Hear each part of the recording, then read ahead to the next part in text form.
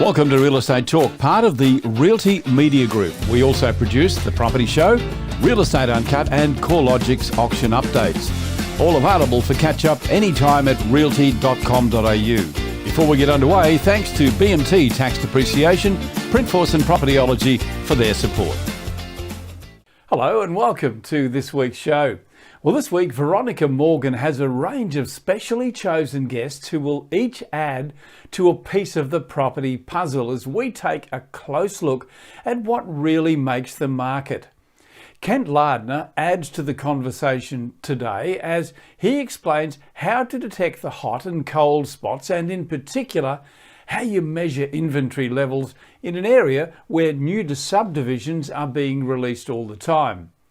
And then Eliza Owen from CoreLogic shares her vision on market trends as she and Veronica tackle new stock levels, how long it takes to sell and why that may or may not be an indicator about trends, and the all-important question of how much does a seller have to reduce their asking price to secure a sale.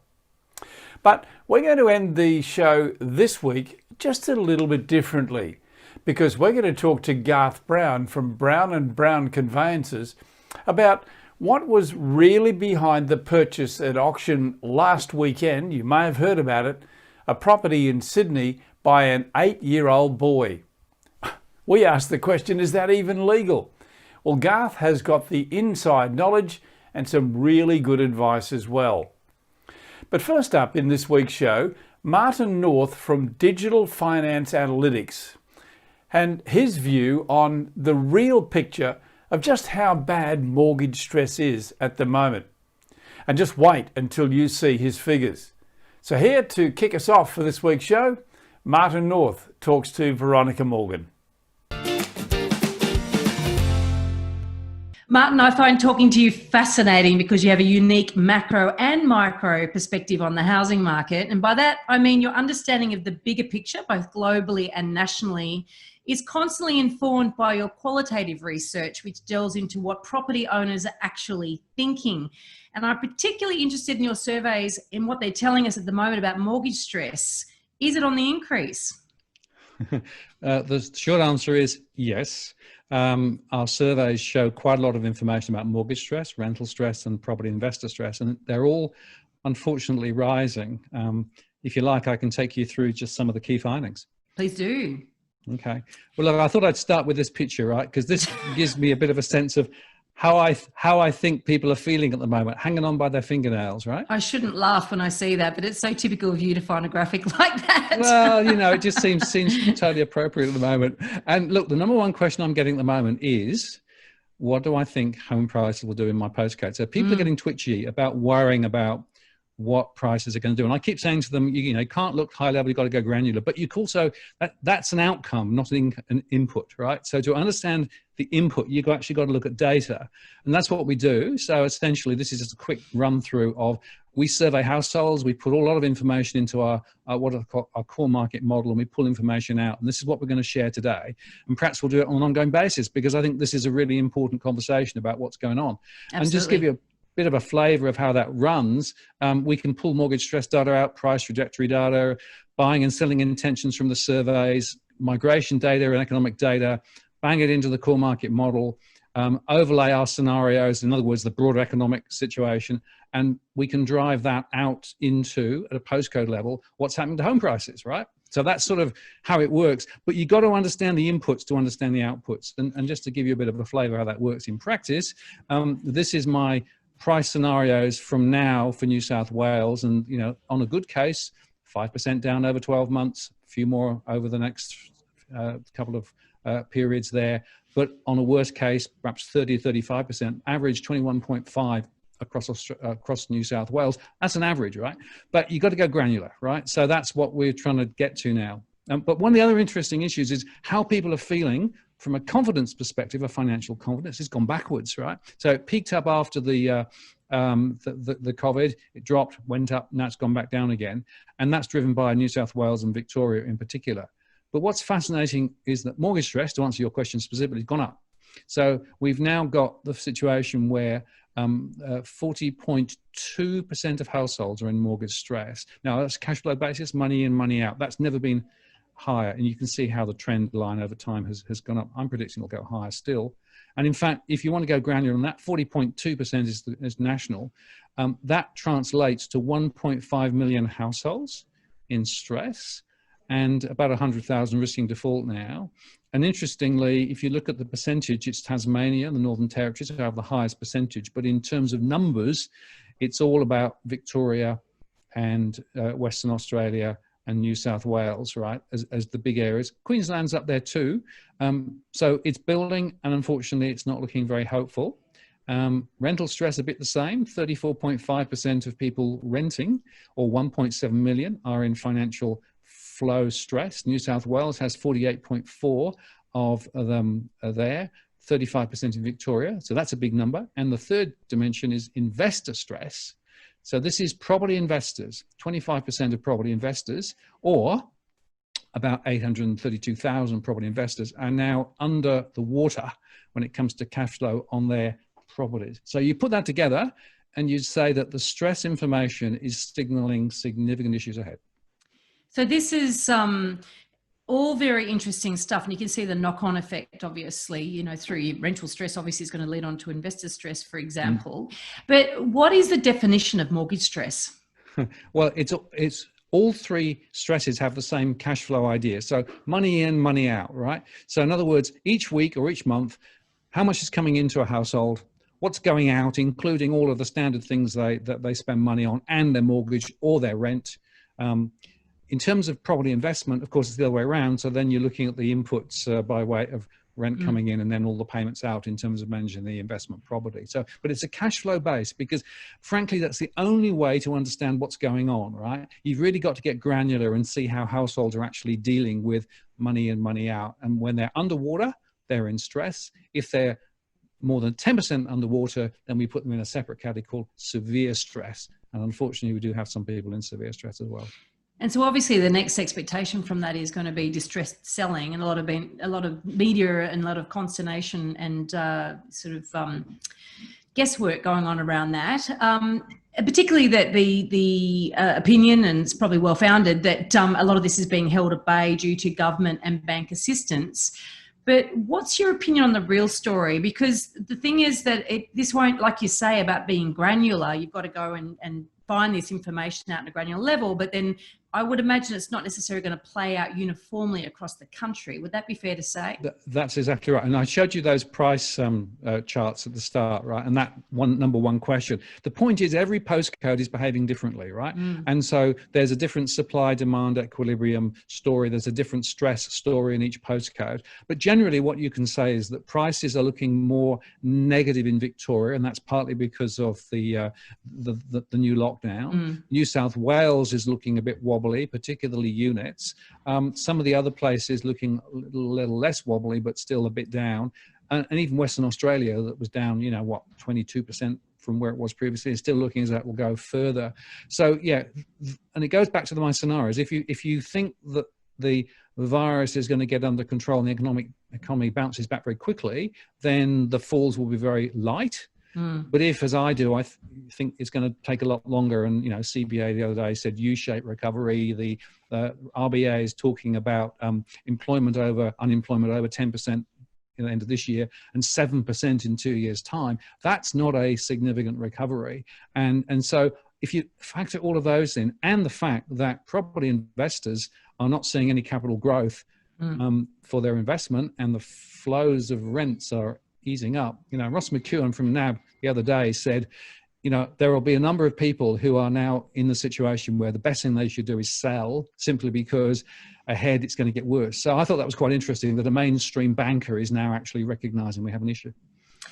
It's quite interesting too, because of course, coming up in a couple of other interviews in this today, I'm interviewing Eliza Owen and also Kenbladner, and we're specifically talking about inventory levels as a leading indicator for, where we can see prices falling in a more geographical sense. So, and I look forward to talking to you further in, every month. I think what we should do is catch up. Martin, you up for it?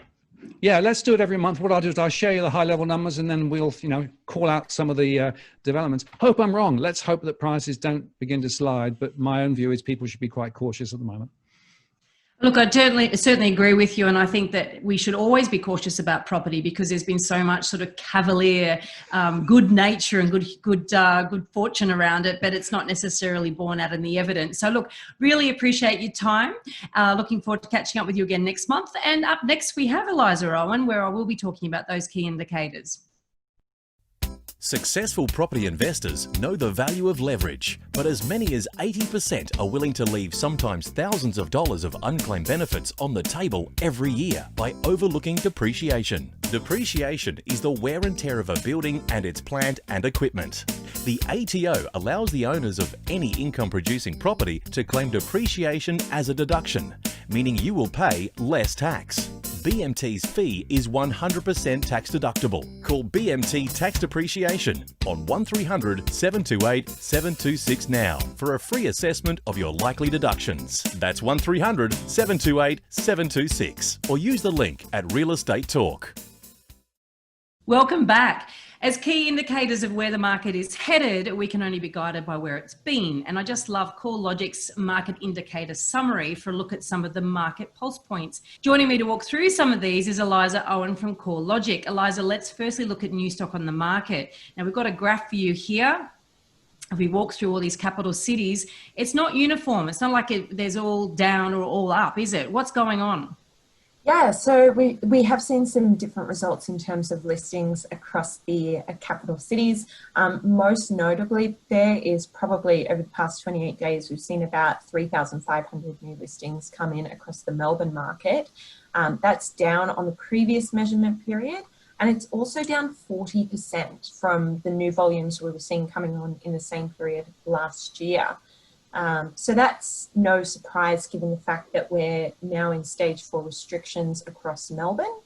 The first thing that we noticed around the stage 2 restrictions nationally that were introduced in late March is that the property market responds by seeing a big drop off in new listings. And that's because vendors are quite uncertain about taking their property to market when there's not a lot of movement. There's job loss, there's income loss, and of course, mortgage repayment deferrals have meant that people who aren't confident about selling, even if they're in a more precarious financial position, they don't have to look at selling right now necessarily. So that's where we've seen the big drop off across Melbourne. Where we see lower case numbers and a bit more consumer confidence and higher levels of consumer confidence, that's where we've seen a bit more of an uplift in new listings as vendors have been quite keen to test the market. And interestingly, we've seen that in Sydney and in Perth, where I think Sydney 13.2%, Perth 9.5% increase in inventory. And let's face it, Sydney has been obviously relatively strong over a number of years, even with a downturn. Perth, however, has had a pretty tough decade. Why do you think that's the case in both of those cities? Well, I think that so we're measuring against the equivalent period in 2019, and July 2019 was really just the cusp of the next upswing in the property market and was coming off the back of 2 years of quite subdued performance. So new listing stock was quite low then anyway, so in some ways it's not surprising to see that surpass a little bit. Ultimately, though, I think the increase in new listings that we're seeing in those markets is a reflection of vendors just more comfortable testing the market, particularly across WA, where you've got very low case numbers. They're really more in that post-COVID recovery phase now, and you've got a lot of first home buyer grants and incentives, which could be increasing demand and attracting vendors to the market as well. You know, one of my perennial bugbears, and that is that you've got old or existing listings and you've got new stock all bundled into the same lot of stats. I guess when you've got developers that are finishing apartment buildings or house and land packages, for instance, they've got no option but to actually list it, do they? So I guess in some areas you'll have a consistency of stock levels because of that. Would that be fair? Yeah, and I think that's probably reflected when you break the data down regionally, but at the capital city level, I think most of the trend is driven by the kind of buyer and vendor attitudes at the time. So, of course, consumer confidence is so important because vendors won't list if they're not confident, and obviously buyers won't get out there in the market if they're not confident. But there's another marker, isn't there? And that's vendor discounting. And so we've got another graph here to look at that impact. Tell us, what is vendor discounting and why does it matter? Yeah, so vendor discounting is the median difference that we measure between an advertised listing price and the discount that's given on the property in the final sale price. So it's calculating the differences between those two events, the listing and the sale. The median becomes the representative of what's happening in that space, and we track that over time. The reason we track that is because it can be a good indicator of whether it is a buyer's market, where you tend to see very shallow levels or very low levels of vendor discounting, and a buyer's market, where the vendor discounting is larger and vendors are willing to concede more on their final sale price. So what we've seen in the 3 months to March, before the full onset of the pandemic, and the 3 months to July, where we've seen the effects of the pandemic really manifest, is that vendor discounting has become deeper across each of the jurisdictions across Australia, which tells us that even though price declines have been fairly mild, there is a bit of an increase that we will probably see as vendors are willing to let go of their original price expectations. So certainly more discounts being offered, and the market is definitely more of a buyer's market at the moment. Well, because of course the original asking price is a function of vendor confidence in the first place, isn't it? You know, they're more confident, they're going to pitch it higher. So, and then obviously as confidence wanes, they will start to reduce that in order to get a sale. But it is quite interesting. You know, we can see very clearly, obviously, that sellers are adapting to changing market. Do you think we're going to see further increasing, or does it get to a point where it levels off? So what's interesting about the early market indicator report is that if you look at the section on capital city home value changes, and you can see there's a graph of the monthly change in the index, is that at the very end, it looks like growth rates were, or declines rather, were starting to stabilize. So that doesn't mean that house prices are stabilizing or plateauing necessarily, but it means that the rate of decline in recent weeks, it hasn't been getting any deeper. But I think that will change. I think that growth rates will start to accelerate a bit and become deeper, and we could see larger price falls around the tapering of fiscal stimulus, which is sort of happening around September, October this year. And of course, the end of mortgage deferral repayments, which we, officially they're ending by the end of March, but we've already seen signs that banks are looking to, or they're sort of advising their clients in some cases, like you might need to evaluate whether you're going to sell or not if your income isn't recovered. So definitely some points where it could trigger a greater level of decline, and we'll be looking out for that early next year. We'll be back looking at those stock levels then, won't we? Yes, exactly, exactly. And what would you class as a normal market indicator for days on market and seller discounting? Yeah, I mean, it's always dependent on market conditions. So obviously vendor discounting is going to get deeper, and days on market will be longer when it's a buyer's market, and then we'll see shorter days on market and shallower vendor discounting when it's a seller's market. So it really just comes back to looking at the long-term averages for those. We know that for so most areas basically. Is there a tipping point though? Is there a tipping point, a point at which you say, right, at this many days, we know the market's about to go the other direction? Is it that easy? Not really. I'd say it's more about the trend and measuring the trend over time. And a little bit more on that, I'm joined now by Kenbladner. Hi, Kent. Hi, Veronica. You know, in our August joint Suburb Trends and Elephant in the Room monthly update, we discussed property markets across the country and the lead indicators for price movements, of which inventory levels is one of the strongest. Which market segments are showing to be the most resilient at the moment? We've looked at a number of areas across Australia, and suburbs that are standing out seem to be on the periphery of the city, but in some of those more established premium locations. So, for an example, we've got to the north of Wollongong, we've got to the north of Sydney as well, and we've got another suburb up in Newcastle doing rather well.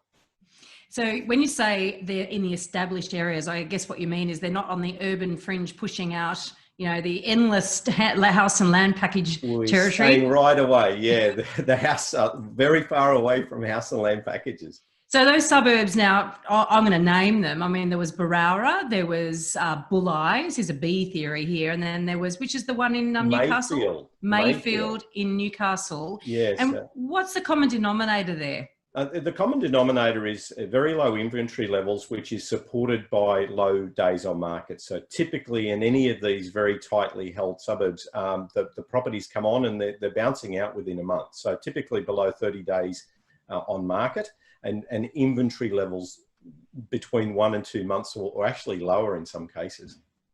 And so just to clarify, obviously inventory levels means that you're working out the average amount per month that is sold in these areas, and then how much stock is currently available, and looking at that as being basically an indicator that, well, prices could be under pressure to rise here because there's just simply not enough stock around. Yeah, our testing says in Australia, equilibrium in Australia is around that 7-month mark. So typically there's no pressure upwards or downwards on price. It's reasonably balanced, doesn't benefit a seller or a buyer.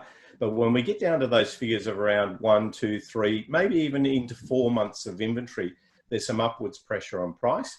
And then at the other end of that, typically we're at 8 months or higher, we're seeing some downward pressure on price, and it's certainly favouring the buyers. It is interesting that the 7 months seems to be the magic marker. I mean, I know in Sydney, if something's sat on the market for 7 months, there's something really wrong with it. So you're talking Australia-wide. How does that, I guess, what are the two ends of that spectrum? Yeah, so typically we're counting total number of listings and the average volume that sells each month. So it's a measure that's a very nice measure that you can apply nationally. Whereas days on market's are quite an interesting one. When you look at days on market, sometimes you find some areas take a lot longer to sell. It's just you know, the nature of the particular suburb. Whereas inventory levels, by and large, yes, there are some geographical variances to it, but it's a great metric that's widely used in the US as well. The US seem to gravitate to around 6 months being their level of balance of a market, whereas my testing has indicated at the moment, Australia might be around that 6, probably closer to 7 months as a balanced market. So those outer areas, potentially, do they offer bigger homes? I mean, because, you know, what we see hearing anecdotally is that with lockdown, people are saying, right, well, if I'm going to work from home part of the time, I definitely need an extra bedroom. So they've got to go where they can get more space for their dollar. Would you say that might be leading to this? It could be. Mayfield is not necessarily one suburb that's got very large houses, but Bulli's got a lot of, well, for the properties that do become available for sale in Bulli, a lot of them are rather luxurious, large renovated houses. You know, the list median is close to about $1.2 million. So you do get a big house in somewhere like Bulli. Barowra, the same thing. It's a fairly small suburb, only a couple of thousand homes there, but certainly a lot of the houses are 4-bedroom, 2-bathroom as a typical profile. And not a lot of rental stock. Very low inventory, very low rental tenure in Barowra. So that's a standout for me because only a couple of suburbs down the road, we've got very, very high vacancy rates. A lot of units have come on the market down Asquith, down towards Hornsby. So there's a lot of rental stock there that would otherwise be potentially impacting that suburb. But because the rental tenure for Barowra is so low, it's less impacted by anything that happens in the rental market.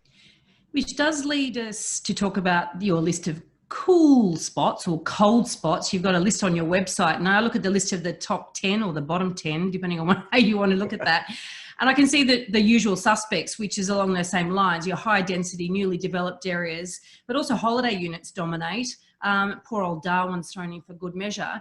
How do you measure inventory levels in an area where, say, there's a lot of new development of apartments or new subdivisions are being released, such as Astral, which is one of the suburbs on the top of the list? Yeah, one of our challenges with new inventory and around the world, they do seek to, a lot of countries seek to split out new inventory and metrics that pertain to new stock versus established stock or secondary markets. But one of the problems we've got, or the challenges we need to focus on, is with new house and land packages, typically it's a block of land with a rendered image of the house that they're promising to build for you. So that's a bit of a conundrum, because we do count them or we don't count them. And there's no rhyme or reason as to what's absolutely the best answer there, but we do count them. And what that does is it typically pushes up the inventory level in these house and land packages, even though the holding costs for a developer are significantly lower. Yeah, and I guess it does have an impact too on the people that own established properties in those areas, because of course for them selling, they're competing with all this new stock. You are competing, so it is a bit of a challenge. And I look at Austral and I pull out or any of these new house and land packages. I look for properties that are secondary, that are trying to compete against the new house and land. So you don't have the incentives, you don't have the marketing might of the large developers, and a lot of those properties are staying on the market for well over a year. Depressing. Now, on that note, for those of you that would like to hear more about these hot and cold spots, check out the Elephant in the Room Property Podcast and look for the Suburb Trends episode. We're bringing out one a month, and they're available on both Apple and Android platforms. Now, thank you so much for your time, Kent. I'm looking forward to catching up with you again next month for an update. Thank you. Thank you, Veronica. And stick with us, because up next we've got Garth Brown. Back in a moment. With the evolution of social media, marketing of property is no longer linear. Consumers are influenced differently. The Property Show is unique in that it empowers agents to connect with buyers and sellers through personalised content, social media and artificial intelligence. The Property Show delivers personalised, laser-focused marketing by combining new media, social media and audience targeting, and gives the agent a digital voice. See how well the Property Show works, and then let's get started telling the world about your property. See it now exclusively at realty.com.au.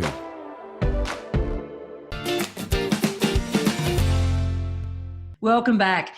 The average age of the first-time property buyer in Sydney is 38. So you can imagine what it was like last weekend when an 8-year-old boy turned up at auction. Not only did he start bidding, but he was the highest bidder and ultimately bought the property at a touch under $1 million.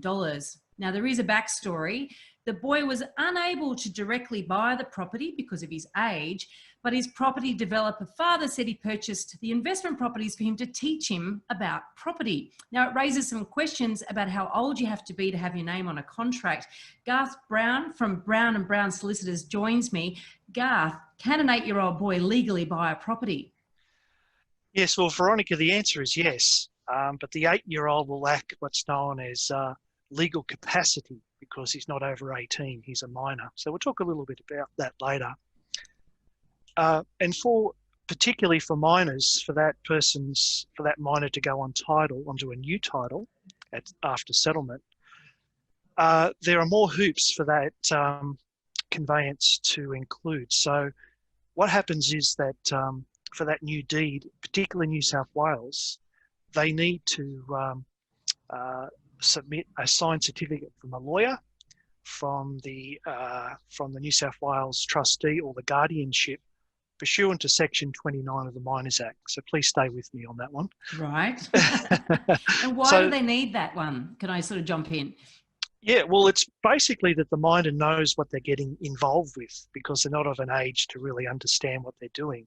And within that certificate, there needs to be such things as that the solicitor who's providing that must be independent, so he mustn't be representing the buyer or the seller in that conveyance. It has to be someone outside of that contract arrangement. The lawyer has to be satisfied that the minor knows what they're doing,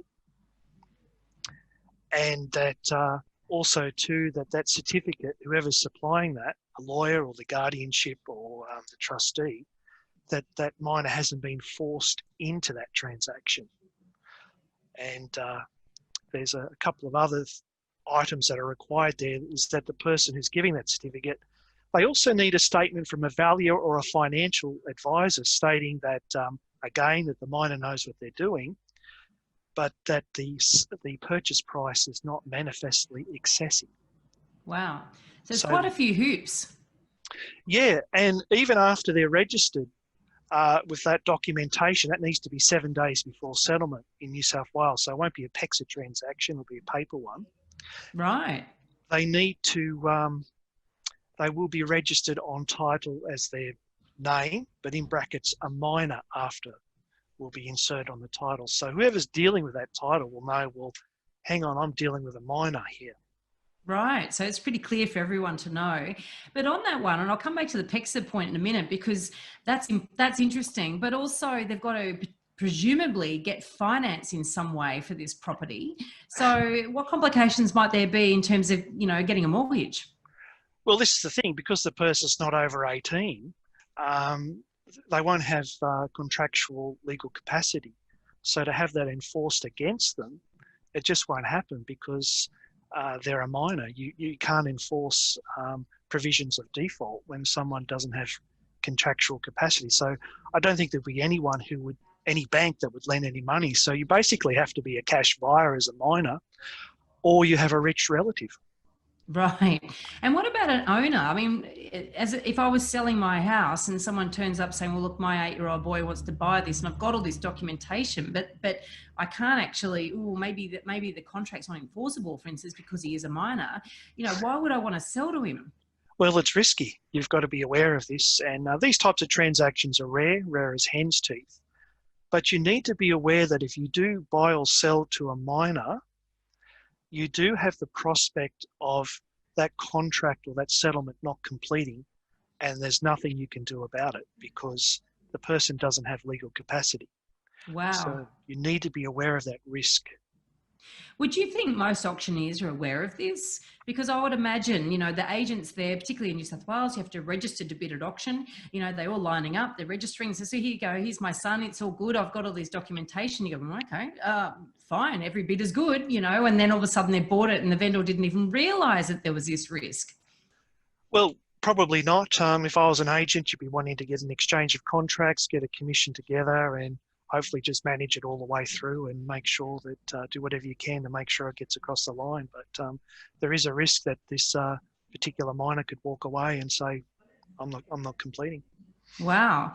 Now, you also mentioned that about PEXA. Now, for those who don't know, of course, PEXA is e-conveyancing or digital conveyancing. Now, I understand that New South Wales has actually legislated there's a date at which it becomes enforceable that no more paper transactions. So what would that mean for an 8-year-old that wanted to buy after that date? Yeah, well, that's true. I mean, in 2019, it became mandatory to settle on PEXA, but there are some particular paper transactions that at this point of time can't be facilitated on PEXA. So I'm assuming with this sort of transaction, which is quite rare, there's not a lot of casework or cases on this subject, but it's something that PEXA is gradually integrating these different forms that you can upload and be able to substantiate what you're doing that would be facilitated into the system. But I think it hasn't got that far with PEXA at this point. So you'd have to go back to paper in this sort of 1 in 100, 1% of transactions, even less. I'd personally have to question really whether bidding at auction is teaching your child much about property per se, but how would you advise a client if an 8-year-old walked into your office and said they wanted to buy a property? Well, I think I'd look at the parents, because I've got a 14-year-old daughter, which we love a lot and we dearly love her, and she's learning online at the moment because of the pandemic. But what if we had a relationship breakdown? My child had, we want good things for her, but when they start getting 18, 19, even 16, things can start to turn around. So it is a risk that, your children are obedient, or maybe they become disobedient, and that can create a lot of trouble. So that's something that you want good things for your children, but you pray that things actually are cordial as time goes on. I think that's to be aware of. Are you suggesting that they could sell it and do other less smart things with their money? Well, yeah, I actually question whether it is the right thing to do for a child to buy at 8. They need a bit more experience in life and understanding money, but that's what makes the world go round. Or even saving a deposit, you know, it takes apparently 12 years to save a deposit in Sydney, or 9 in Melbourne, but that's a whole other topic. Thank you so much for joining us, Garth, and explaining this. And I have to say, it does sound a lot more complex than even I expected. And thank you all for joining us this week. I'll be back next week. Thank you. Well, that's a wrap. Thanks to Veronica Morgan from Elephant in the Room podcast once again for hosting the show, and to Veronica's guests, Martin North from Digital Finance Analytics, CoreLogic's Eliza Owen, Kenbladner from Suburbtrends, and Garth Brown from Brown and Brown Conveyancers. We're going to be back again next week with more great advice from our list of experts. And don't forget, if you missed anything or you want to watch again, you can catch up anytime at realestatetalk.com.au, or in fact see all of our shows at realty.com.au. I'm Kevin Turner. I'll see you next week. Real Estate Talk, part of the Realty Media Group. We also produce The Property Show, Real Estate Uncut, and CoreLogic's auction update shows. All available for catch up anytime at realty.com.au. Thanks to BMT Tax Depreciation, Printforce and Propertyology for their support. Watch out for us in your inbox next weekend, or catch us anytime at realty.com.au.